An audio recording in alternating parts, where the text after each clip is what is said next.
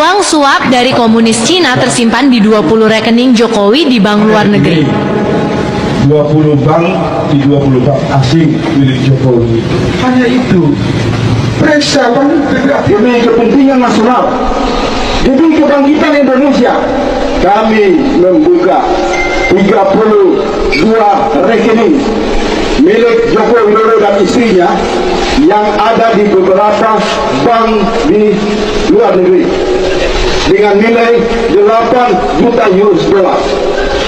Yang menjadi pertanyaan kami pada saat verifikasi kekayaan, laporan kekayaan Joko Widodo dalam kapasitas pencalonan sebagai calon presiden, mengapa 30 rekening atau puluhan rekening dengan jumlah 8 juta US dollar ini tidak disampaikan kepada KPU dan KPK? Artinya apa? Indikasi tentang kecurangan pemilu, adanya manipulasi, adanya penunggangan oleh kekuatan-kekuatan asing, adanya penunggangan terhadap KPU sehingga tidak bertindak netral, semakin terbuka saat ini. Jadi kalau kasus-kasus ini sama sekali tidak ditanggapi khususnya oleh KPK dan KPU, menurut kami ada upaya untuk melanggengkan atau menghalalkan praktek demokrasi busuk untuk melahirkan calon pemimpin atau calon presiden boneka melalui kekuatan-kekuatan intervensi. Terkait dengan gratifikasi yang dilakukan oleh Joko Widodo, kita buktikan janji kita bahwa kasus gratifikasi ini tidak boleh berhenti di tengah jalan, karena hasil temuan yang kita dapati sudah kita sampaikan pada hari Jumat kemarin, sepertinya ditanggapi agak tidak serius oleh KPK, sama sekali diabaikan. Kami datang lagi untuk melakukan protes dengan membawa babi sebagai ungkapan simbolik kemarahan kami agar KPK jangan di dalam kinerjanya berpihak kepada satu. Kita masuk sekarang ke wajah yang keempat. Jokowi membonsaikan warga negara menjadi relawan. Saudara-saudara, izinkan saya bercerita tentang pengalaman pribadi. Jokowi baru terpilih sebagai Presiden Republik Indonesia pada tahun 2014 pada waktu itu. Saya sendiri menjadi bagian di dalamnya karena saya dan Polmark Indonesia menjadi konsultan political marketing untuk Jokowi JK. Sebelum dilantik, jauh sebelum dilantik, Jokowi melakukan tasyakuran sekaligus tadinya saya pikir pembubaran relawan-relawan di satu hotel di Jakarta Selatan. Tetapi saya mendengar pidato Jokowi pada saat itu, saya sudah sedikit terperangah. Jokowi justru meminta agar semua relawan tidak bubar, dan apapun serangan yang nanti akan diterimanya sebagai kepala negara atau presiden, maka relawan tidak boleh diam. Pada saat itu, ingatan saya langsung melayang ke dua orang, Thaksin Shinawatra dan Joseph Estrada. Ketika Thaksin terpilih menjadi Perdana Menteri di Thailand, ia tidak membubarkan relawannya. Ketika Thaksin dijatuhkan, hampir saja terjadi perang horizontal, konflik yang setara di antara beragam kelompok warga negara Thailand.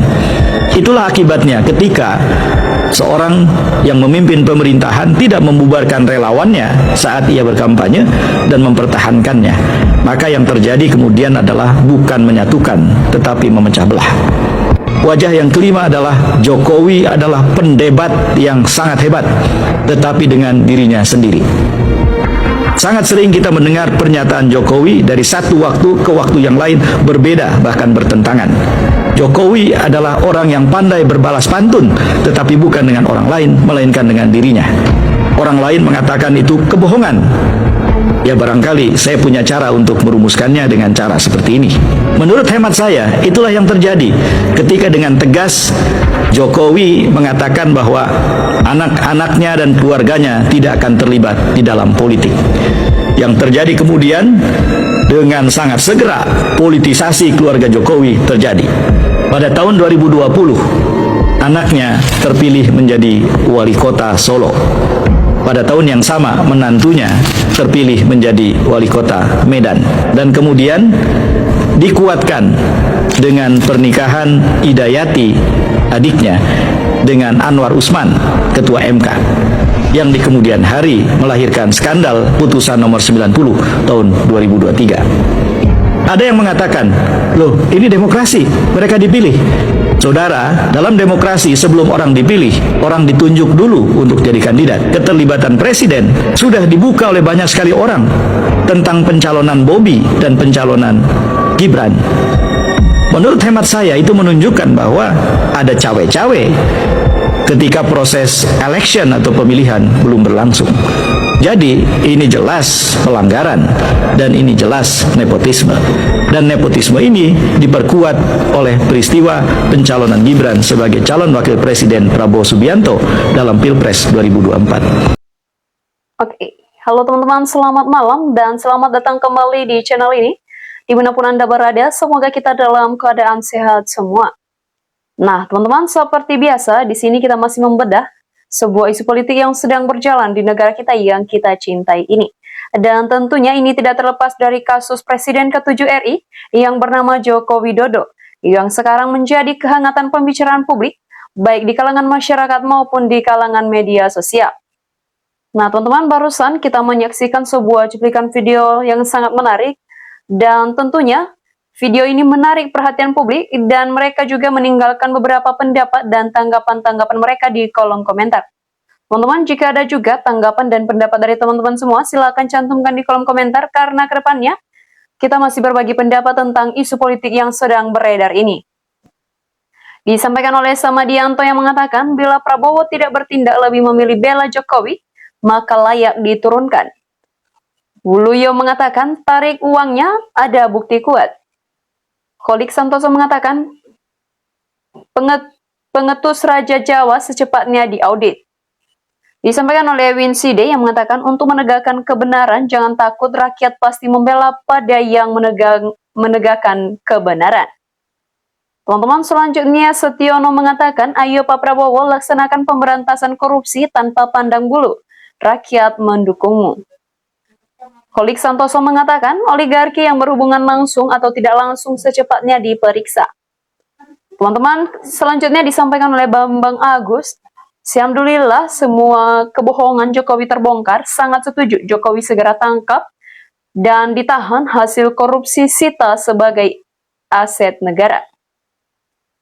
Teman-teman, selanjutnya disampaikan oleh Noviardi, wahai Pak Prabowo, Presiden kami rakyat Indonesia, jika Bapak betul-betul menegakkan keadilan sesuai dengan amanah Pancasila yaitu sila kedua, begitu juga dengan Bapak sendiri yang mewakili kami rakyat untuk menegakkan keadilan sosial bagi seluruh rakyat Indonesia. Alex mengatakan KPK lindungi Jokowi. Oke teman-teman, di sini juga disampaikan oleh Uneng Wijaya, memalukan negara sebesar ini bisa dikendalikan seorang manusia gorong-gorong. Parah, pada kemana ini pejabat yang amanah dan waras? Nasir Baruga mengatakan tangkap dan penjarakan kalau ada bukti korupsinya. Teman-teman, selanjutnya disampaikan oleh Budianto, jangan cuma kabar saja, buktikan ke publik supaya tahu dan jelas. Kalau ada bukti jelas, tangkap. Sultan Hidayah mengatakan, dukung kebenaran, runtuhkan orang-orang yang berkhianat berkuasa, berkhianat lagi, runtuhkan orang-orang yang zolim. Selanjutnya disampaikan oleh Sudar Jongkaran yang mengatakan, hancur-hancur parah, pimpinan Indonesia pantas rakyat sengsara. Susri Kamila mengatakan, syukurlah sekarang semua bicara dan berani membongkar rahasia Jokowi. Dadang Pepi mengatakan, DPR dan KPK kok ayem aja ya. Samadianto mengatakan, 2:12, sita uangnya buat bayar hutang negara sebab Jokowi yang buat Indonesia terseok-seok. Oke teman-teman, selanjutnya dari Wardoyo Edi yang mengatakan, buat apa atuh duit Jokowi, KPK segerakan tangkap Jokowi. Sri Supriyanti mengatakan, segera adili rampas semua asetnya, kembalikan ke rakyat lebih cepat, lebih baik. Disampaikan oleh Christian Sukemi, semua cendekiawan, warga yang jenius, seantero negeri ini kalah dengan satu orang Solo, yok opore. Muridang Mayor mengatakan, selamat untuk aparat penegak hukum yang jujur, tuntaskan Jokowi karena ini bukan masalah ijazah aja, bukti yang lain dari bohong sampai korup apalagi ditunggu. Teman-teman, disampaikan oleh Muhammad Wiranto, ambil uangnya buat negara. Oke teman-teman, selanjutnya disampaikan oleh Dian Story yang mengatakan semoga Indonesia bangkit kembali dengan terbongkarnya pengkhianat-pengkhianat negara yang menyusahkan rakyat. Selanjutnya disampaikan oleh Yeye Rere yang mengatakan minimal bangsa ini sekarang tahu dan memang dari awal bukan sosok yang kami pilih, Allah bersaksi, hadirkan pemimpin yang engkau ridhoi, amin. Teman-teman, selanjutnya disampaikan oleh Diana Larasati, udah banyak bukti tentang kejahatan Jokowi tapi dia juga masih aman-aman, tidak tersentuh hukum juga. Teman-teman, disampaikan oleh Pak Ahmad, usut tuntas harus dinepalkan. Disampaikan oleh Dini Safitri, sudah banyak bukti, kok belum juga diproses, bosan tahu menunggu. Selanjutnya disampaikan oleh Mok Asmara, ayo KPK ungkap semua kasus yang diduga korupsi yang dilakukan oleh Jokowi. Jangan diam 1000 bahasa, jangan takut, rakyat siap mendukung. Teman-teman, Sigit Senjaya mengatakan astagfirullahaladzim, jika berita ini benar-benar terbukti, maka sangat luar biasa pengkhianat yang sangat biadab, keji, jahat, kejam, tidak bermoral. Harus diusut tuntas dan seret adili semuanya yang terlibat untuk membantu korupsi fantastis menggarong uang negara secara sadar, terencana, tidak peduli akibatnya rakyat jadi miskin, sengsara, menderita dan jalannya pembangunan terhambat. Maka mereka wajib bertanggung jawab dan semua hasil korupsi merampok segera sita untuk dikembalikan kepada negara dan rakyat, cari dimanapun, disembunyikan, disimpan, jangan disia-siakan, 1 sen pun, manfaatkan guna kesejahteraan rakyatnya semua. Wagiono mengatakan, apapun kesalahan Jokowi, tetap akan dilindungi rezim sekarang, karena Jokowi punya andil besar, terbukti wapresnya anaknya Jokowi. Oke teman-teman, selanjutnya dari Wagiani, sendiri barang bukti ada aja polisi tidak bisa berbuat apa-apa, orang Kapolrinya orang tunjukkan Jokowi.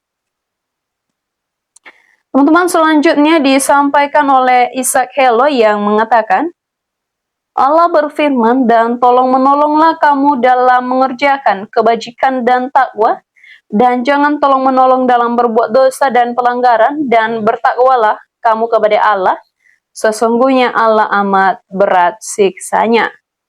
Teman-teman, Dewi Nuryani mengatakan paling ora wani biar suara menggelegar tapi tunduk sama Joko, takut buka-bukaan menang kemarin. Teman-teman, Jimbo mengatakan tunggu apa lagi, makzulkan Gibran secepatnya. Hari Adimik mengatakan, masa Allah kalau benar seperti itu apa yang dikatakan Bapak gini kok teganya ya Jokowi. Teman-teman, selanjutnya disampaikan lagi oleh Kecubung, Sri Mulyani kayaknya bakal kena nih. Teman-teman, kita lanjut. Irwan Sumirat mengatakan hebat ya satu orang ini, sampai bisa 10 tahun berkuasa, modal ijazah palsu ternyata terjahat. Neila mengatakan sudah kebelet benar, kapan ditangkap tuh si Jokowi. Sudah banyak terbukti di berita-berita luar dan dalam negeri rajanya koruptor. Nos mengatakan udah dibilang 1800 kali, Allah bersama orang-orang yang benar.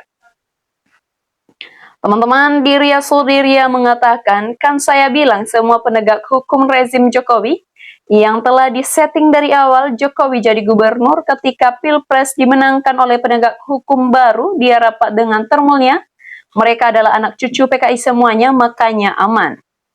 Nelson mengatakan bukti apapun itu tetap masih dilindungi, susah membongkarnya, penguasa diduga melindungi. Fataya mengatakan sama aja, dulu juga ingin selamat, ingin menikmatin kekuasaan, sekarang udah rusak, tetap ikut andil kerusakan.